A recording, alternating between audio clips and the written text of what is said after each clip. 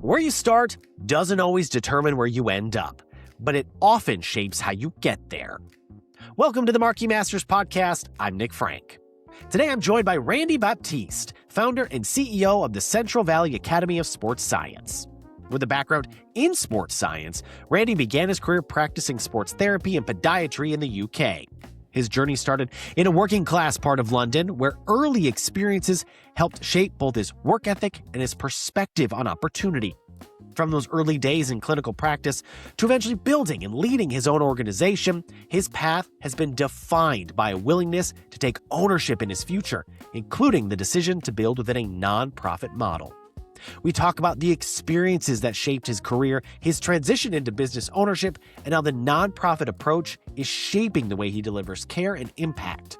Along with one of the core lessons he's carried along with him, always having a plan. Let's get into it. I'm excited to welcome Randi Baptiste, the founder and CEO of Central Valley Academy of Sports Science, to the Marquis Masters podcast. Randi, thank you so much for being here today. My pleasure. Thanks for having me. It's a great opportunity for me. So, 20 plus years experience, you're a certified podorthist, a certified podiatrist. Let's go back to the beginning, Randi. What was the seed that sparked in you to get into podiatry, sports medicine? Let's go back to the beginning. Where did it all start? Beginning started, I was a sports massage therapist, and I used to teach. And I'm sitting there with one of my colleagues, and he said, "Randi, what are you going to specialize in?" I looked at him and I was like, "What?" He goes, "What are you going to specialize in?" "I don't specialize," was my answer. Like, I just like anything to come through the door. I'm ready for a challenge. He goes, "The way things are going, mate, you're going to have a specialism." So I was like, "Oh." So I'm heading back home and I'm thinking to myself, "Oh, what do I enjoy? Oh, what do I get the most out of?" And I was like, "I like the feet and the biomechanics of the feet." So I was like, "Well, how do I do that? I mean, what do I need to do?" So I Googled dietary. Actually, it was still called chiropody when I was looking for it. So I went to the school. I went to the London Foot Hospital to take a look. They invited me in to take a look. And I saw things I didn't want to see. I saw weeping wounds, holes in feet, bacteria, bad nails, swollen, edematous feet. And I was like, oh, no, this is a hard no. I remember walking across the square saying, "I'm not doing that. There's no way. I'm not looking at anybody's feet." Like, oh. And a year later, I was working with one of my clients on their neck. And I was like, actually, I could do that.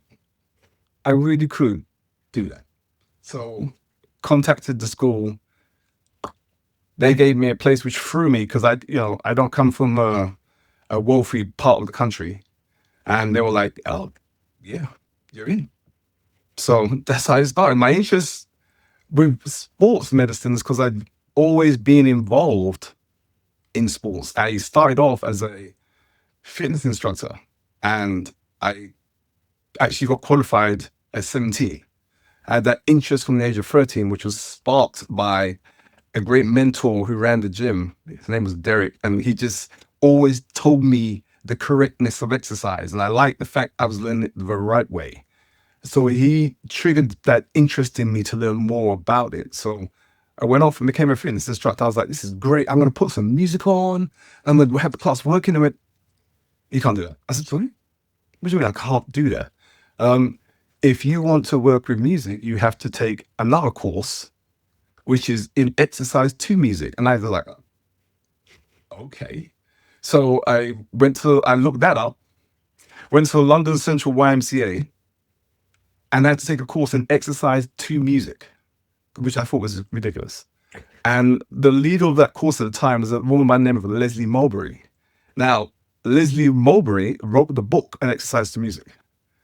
So I was with the woman who started it all, and I was training under her, and she'd always said to me, "One day you're going to be a star." I was like, "What are you talking about? I'm here to learn how to teach a fitness class." Father, no, one day. Fast forward, I became what's called a fitness presenter. So I was actually teaching massive classes at big events and doing things for charity and instructor training. She came whittling her way through the crowd in an event. She looked at me, she goes, "I told you." And we hugged each other, and I was like, okay, you're right. So that's how I started. That's how my interest got sparked in sports, because I had a great mentor who was always about the correctness of exercise and making sure you did it right in order to prevent injury. So from the age of 13, I was like, wow, that sounds great. I think I want to do that. I can honestly say I didn't know you had to take a specific class, as you learned as well, to teach the fitness plus the music. That's I was like, but I spent a whole year training to be a fitness instructor. Yeah, but if you want to use music, you have to become an exercise to music instructor. I was like, okay, fine. So okay. I know this is, I gotta ask you another question about that. So did you have like different courses of like, okay, here's how you do it with rock music, and here's how you do it with country music, and I could just see you in the class being like, all right, well, we gotta, figure this out country music, and here's our hip hop section to figure out how to do our squats to this and this and this. Right. But that's the funny thing, because I used what they called funky music, which is more hip hop. They were like, I did my routine for my exam, and they were like, he's doing cardio funk. I was like, where do you pull their names from? And it turned out it was a part of fitness where you would use funk music to teach. And that's what I used, funk music. So I was teaching cardio funk. To me, and I was like, where do you get these names from? So that's like, and I started teaching at 17. So could you imagine, I'm a 17-year-old kid leading grown women through an exercise program. It was the most surreal thing I've ever. It was crazy. Cardio funk. I gotta. Cardio funk. Okay, I'm in. Now I gotta start, when I'm working out, gotta start using some funk music. No, that was back in the day. Not anymore. Okay. No more funk music anymore. No, I'm sure not. I'm not in the industry anymore, but yeah, I'm sure. Well, where you are now is the Central Valley Academy of Sports Science. Talk about kind of the origin of that and where that beginning really started. That began pre-COVID. We were going out. Actually, no, I wasn't going out. My wife kept sending people to me into my office. I'm like, babe, who's this kid now? Another kid's got hurt. I'm like, what is going on out there? So we go to a few parties, and I'm like, you realize that a lot of kids are getting hurt out there. People are like, yeah. I'm like, well, what can we do about it?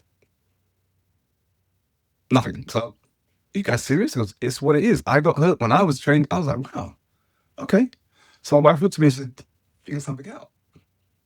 Okie dokie. So I figured out, first I came up with the Academy of Sports Science.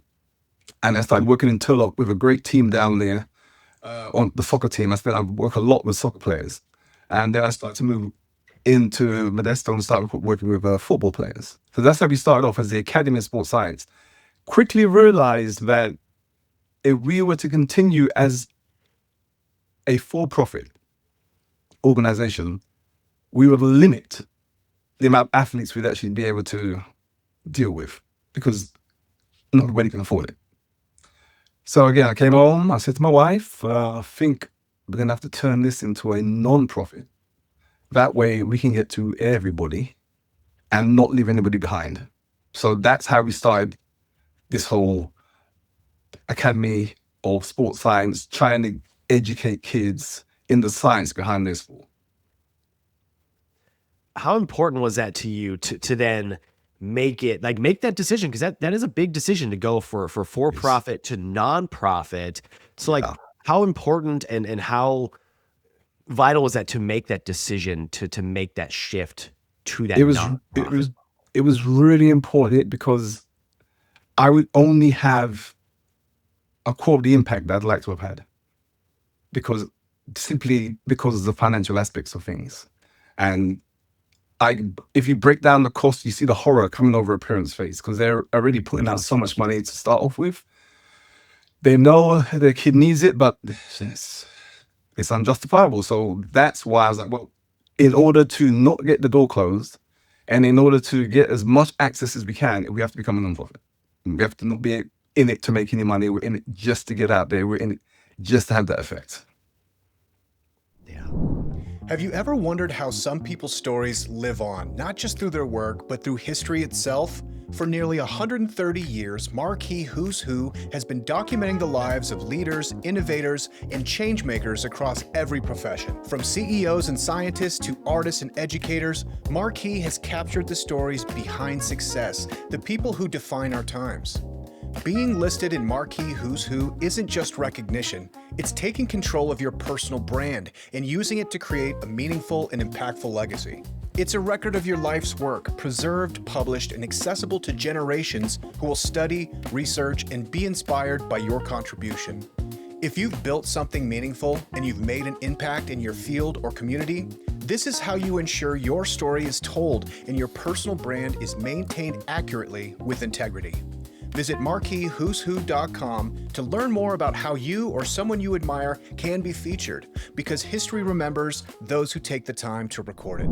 And what do you see like on the faces of the parent then on the other side?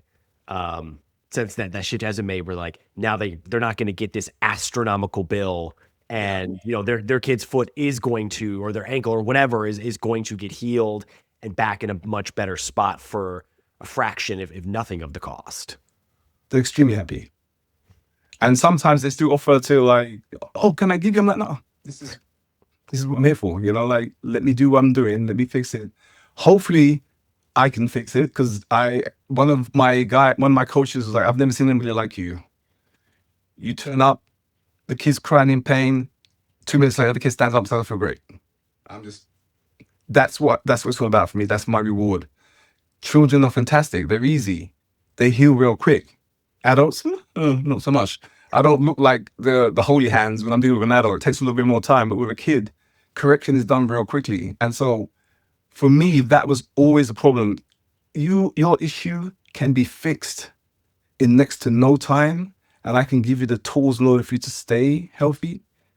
It doesn't take any time. It takes like 5 minutes sometimes. And if I can give that 5 minutes to a kid and get them up and running, then why not? That's where I look at it. Is that what keeps this fresh and exciting and fun for you every day? Is just that challenge of, you know, giving this time to these individuals? It's that, and the fact that kids are great to be around. I mean, they say things and do things. I'm laughing all day. I mean, it's hard to beat that. And I don't see how I could spend my days any better. I have my own children who I have great time with, and I go out there, doing the same thing with kids I don't even know. That's my reward. I'm meeting kids, and the response is great. And when they are fixed, their appreciation, the look on their faces was like, I've had this forever. I'm like, wasn't really that bad. You just need to see someone. That's all it was. Right. Mike, I also have kids, and one of them's at the age too where now they're asking a lot of questions. So when you said, you know, kids say just interesting things, like she's at that phase right now. Yes. Where like, you know, they're asking questions and things from like, where did you hear that? Like, where did that come from? Like, Right. I imagine like the amount of those that you get too, especially around like injuries and things of like, you know, how did you fix this? How am I like better? You know, I fell out of the tree the other day and now I feel great. Like, I could do it with my son. Like, he runs, and he actually has some soft tissue injury, and I worked on it, and he looked at me and he was like, how did you do that? I'm like, son, this is what I do every day. right. He's like, oh, like the penny just dropped. That he actually does. So that's what I love about it. That's what I love about it. I still get the same response from adults, because they look at me like, how did you just... And it's just soft tissue. And for me, it doesn't take any time, because it's over 20 years experience of using my hands. So I literally walk in, hit a couple of points, do a little bit of a stretch, and they feel better. I'm like, great, glad I can help. And people just stand there looking at me like, how the... My wife's like, yeah, it's pretty good. Yeah. I think, Randy, it's magic hands. I think let's just say what it is. Clearly that there's magic in the hands that you have. All right. Time and experience. Time. When you think about time and you think about the experience you already have and the business you've already built, What do you think about for tomorrow, for 5 years, for 10 years? Like, what does that timeline look like? My thought process is I want the academy to be the place where you get your data on an athlete. So what we want to transition into is optimizing data to actually increase someone's performance. So we're going to start tracking speed, vertical jump height, long heights. Make those, get those measurable figures. Look at whether the athlete improves from year to year.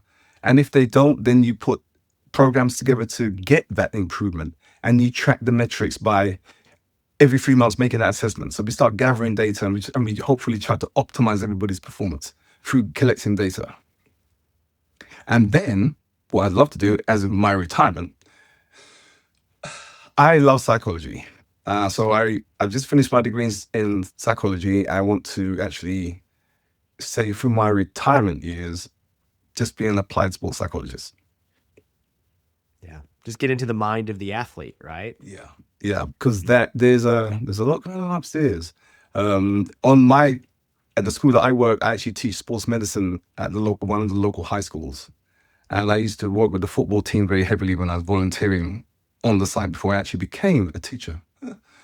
And a lot of what I was hearing was a lot of internal wranglings in the football team about certain teams before they'd even start playing. So you would know we're going to lose that game because the mindset of the players before the game even started was just incredible. They lost before they started. So yeah, I'd like to get into that headspace. Right. And then the bigger you get, or the higher levels, I guess you get, typically that's always been the biggest difference, right? When you get to the professional league, the talent discrepancy is so much closer. It's just the mental side of it. Now it's just like, who is more mentally prepared or mentally capable of performing when the lights are the brightest and there's 80,000 people yelling at you, or things like that. So the mental side of it, especially at that kind of level, is really the difference, because the talent gap is just so much closer. Right. Yeah. It's do you have the mental fortitude to screen out that crowd on that one individual, maybe personally shouting at you, focus and make that free throw? Mm-hmm. That's where it lies. I mean, I watched in the game the other day, and I don't remember what team it was, but the free throw, the athlete missed on. And I was like, wow, where's his head? It's very hard. So you at least get one. Very hard to miss all free. So for me, I automatically think, well, something's going on. He's not focused. He needs to focus. He's a bring it in. Right. Well, Randy, we'll have to follow up in whenever you retire to hear you're able to talk with some of these athletes and figure out why they perform or don't perform at those moments. Yes, that's interesting. But before we get there, I'd love to kind of zoom in a little bit more on you, and we'd just love to dive into like your background, your roots, and what it was like for you kind of growing up. Yeah, I grew up in the London borough of Hackney, and when I grew up, it was the poorest borough in the country. I remember one day looking down the high street, we call it, and it was just full of trash, and the wind was blowing and trash was flying everywhere. And I was just like, wow, this is horrible. So I started in Hackney, went through the Hackney school system. Didn't know where I was really going, because I had a mother who was, I don't want to push you too much because I don't want you to turn around and tell me all you did was make me do this. So I didn't get pushed at all. So I had to figure out what I wanted to do. And my aunt was like, well, it's either a lawyer, doctor, or accountant. So I like to do research. So I was like, let me look into those. And I looked into being a doctor. So I was like, 7 years. I was like, come on. Who's doing that? Looked into accountant. I was like, that's boring. Lawyer. No, I don't want to read all day. This is a kid looking into it, right? Now I looked into joining the Metropolitan Police Force. I was like, I need to do everything. So, and fast forward, I ended up in the police force because when I was older, we had this contention between race, and what they did in the UK is they asked for more volunteer officers, more ethnic officers to volunteer. So I did. So I spent 4 years as a special constable, which just means I didn't get paid, patrolling the streets of West London. I actually did that while I was doing my degree in podiatrism. I'm sure you have a couple stories about that, which we don't have time to get into today. But, you talked a little bit about earlier when you kind of first started, the mentor that you had in the, in the fitness side of it, and your kind of aunt kind of was like, hey, here's a couple things that you should go do this. Like, are there any specific people, like, was it them? Was there other people that kind of helped guide you along the way that you'd like to kind of shout out, I guess you could say? Well, I don't even know if they're still around, but I can say, like, the guy in the gym, Derek, he was the one that got me started down that road of correct exercise, knowing what you're doing, making sure it's right. Posture, alignment, everything was very important. Structuring a correct program. And I actually went back and thanked Derek, because when I realized it was him that put me on that path, I said, hey, dude, if it wasn't for you. And I grew up in a bar where, it was you're either going to go down the bad way or not succeed at all. Like most of the guys I know from high school, I think, are in jail or dead. So it was him that put me on that path. And I had a school teacher, Mr. Rees, and he taught drama. Small guy, very stocky, very, very strong. But he would say things and like the bell would go off from my head. And I'm like, wow, dude. So I had another friend, he became a friend, Richard Frostick, who was a music teacher. He gave me good guidance too. And I used to train him actually once I left school. I became his personal trainer. And I said to him, I'd love to see Lionel Reed. I'd love to say thanks. He goes, well, let him know, but you should try and find him. I said, yeah, maybe. So I'm walking down the street and there he is. And I'm like, oh, Mr. Reed. He jumped out of his skin. I was like, dude, it's okay. Randi Baptiste. He looked at me. I said, I just wanted to thank you for the words that you said. And he doesn't know what he said. And I can't remember what he said. But every time he had something to say, it resonated. So it didn't just go over my head. It actually smacked me in the face. And I was like, oh, God, Lord. I said, thank you. He just looked at me and said, thanks. I was just bewildered. That was the look on the guy's face. But I got a chance to say, listen, things that you said got me to focus. Yeah. I remember, I feel like we all have, I'd like to believe a lot of us have that one teacher that did that, right? Like, and whether they know it or not. I remember many years ago, I did something similar where like I emailed a high school teacher that I had like years later, like, they taught you something and you don't think about much of it at the time. And then later in life, you kind of like come back to it. I remember doing that. And I think I got a very similar response where like, I don't remember saying that. Like, it's just one of those things where it's just like, oh yeah, like maybe I said that at some point. So I like to believe, I think that's, when there's a positive impact from an educator at some point, it always seems to leave such a lasting impression. Yeah, it's a very important role.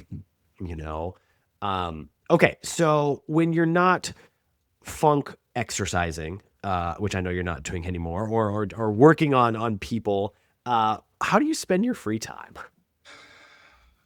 I got my family.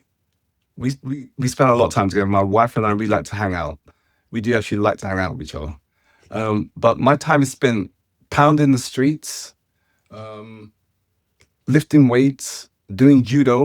Myself and my kids, I started it first and I pulled my kids into the judo club because I used to do martial arts back in England. So I want to get back into that. And cycling, I can't cycle anymore because I have a bursa on my heel, so it makes it very difficult to be on that cycle. So, but I love to road bike. I love it. I love being out there. I'm in the Central Valley, so it's just open roads and just beautiful. So that's how I spend my time. Right.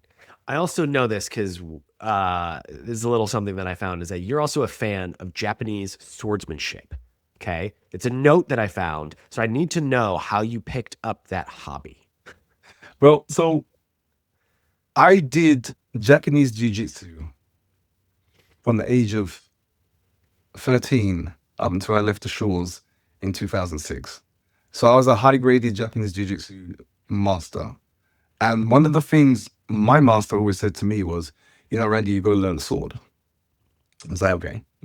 So I'm recertifying 2 years ago for my with the massage, just so I can do that without coming up against any issues. And I'm sitting there talking with one of the guys that's on the course, and he said, well, yeah, I teach swordsmanship. And I looked at him and I said, sorry? Because I teach swordsmanship. I'm like, where? He said, in Tullow. I said, are you with me right now? He said, no. I was like, oh. I said, I had been looking for a swords instructor for my kids because they were into the anime and what. I was like, and if you're doing it, I'll do it too. So that's how I got to Japanese swordsmanship. As Sensei said, you need to go learn that later on in life. And then there's Sensei Sensei Derek Williams. He's teaches swordsmanship. So I learned under him. So do you have a couple in the house? I mean, obviously we're not going to see any displays today, but do you have a couple in the house? I have a lot around. Come on, I'm a man. Of course, when you get into something, you go buy it. I have a lot around. My wife's like, what are you going to do with those? I'm like, they go right here. I'm trying to think about the conversation I would have with my wife if I asked her, hey, I'm going to bring a sword home, like what she would say. You had that conversation, so you've gotten past that round. I have not. Yeah. I'm at the point where it's like, you don't need any more. You talked about how you like to get out and pound the streets, and I know, like, for you that's running and being out and things like that. But I think it's a core that I kind of catch in this is about just being in the community, right, and being able to give back to your community. And it's why part of your business is the nonprofit and not for profit. And so, like, for you, how important is that to give back to your community? It's extremely important because you're trying to bring the next generation forward. And the only way sometimes to do that is to go back into that generation and drag them forward. We're in an age where kids spend so much time watching things and not actually participating in things. And if you want to participate, then there's a financial burden. So I want to, but I can't. So if we are just where you don't need it, we're here. Our plan is this year to go out and do pop-ups. And then I would love to have a basketball clinic running because a good friend of mine was NCAA, but he didn't go because he stayed at home to look after his mother. So he is a high standard of basketball player. And I want to run some free clinics for the kids in the local neighborhood so we can give them something to do this summer. Ideally, what I'd love to do in the summers is have a summer school where there will just be activities, sporting activities, education, and workshops. Yeah, I love that. That's such a great mission to have. And I remember camps like that growing up and, the football, camp, the baseball camps, the basketball camps and all that stuff. And as a kid, I don't know, sometimes as a parent, now that I'm a parent, I'm like, oh man, like I want this stuff around. I want, things for my kids to go do. And so, having that ability to have those is really valuable. And someone like you doing it is great. Okay, Randy, I got a couple more for you and then I'll let you go. Okay. If you could think about this, you could have dinner with anybody, whether they're alive, whether they've passed, you get, a night out on the town, having a dinner with somebody, anyone, who would it be? Can I choose two? Sure. Yeah, this could be a 3-person dinner. Sure. Okay. Yeah. So the first one I would love to have sit down and had a word with was Queen Elizabeth. I would love to have had a talk to Queen Elizabeth and ask her how she navigated everything that she did navigate. And then secondly would be Barack Obama, because I'd be the same questions. How did you navigate being the situation you were in? How did you manage to navigate all of that? Because those, I think, are two very interesting people that have had to navigate their way through their time at the helm. And the Queen spent such a long time at the helm. I'm just like, how did you do it? And Obama, his time wasn't long, but his time was intense. Right. Because you're the first ever man of color sitting in the White House. So those two individuals, I think it would be a stark raving, footage-driven conversation over dinner. I think that'd be fun. And the three of us together, I think that'd be hilarious. Riveting. And being from, the UK and then the US perspective and like these leaders at different times. And I mean, the amount of presidents that she even lived through and then was like worked with and like how she could kind of be like, oh, well, this is what it was like when I was working with this president. But it's like, that is I liked that. I liked that. If you think back to your younger 17, 18-year-old self when you kind of got on your path, right? You're on said, here's the three things that you should go do. Um, would you change anything of like where you are today? Or do you feel like, hey, I made the right choices? Or would you make anything different if you could start your career over? I think, yes, I would do it differently. I think I would have buckled down and just gone to med school. I think that would have been the most sensible thing. And then I had no idea, however, that I could do sports as a physician. Wasn't looking into that. I was just looking at the start. Like, so I think I would have done that. And that's the one thing I would be like, hey, that's what you should have done. But, everything in hindsight. Right. But that's 7 years of school though, right? Like At this point, I'm like, who cares? Because when I look at it, I've done my podiatric medicine, I've done this, I've done that. I'm like, I've done 15 years of school. So really, dude, you might as well have done the 7. Like, and you've had a wide range of experience, like growing up and through your career. But when you boil it all down, what would you say is one of those important lessons that you think you learned through life? you're going to know where you're going. And I say it to the kids all the time in high school. Have a plan. You've got to know where you're going. It might not work out. It might change 1,500 times. It doesn't make any difference. You've got to know where you're going. You've got to have a plan. Don't just be aimless. I can remember personally not having a plan.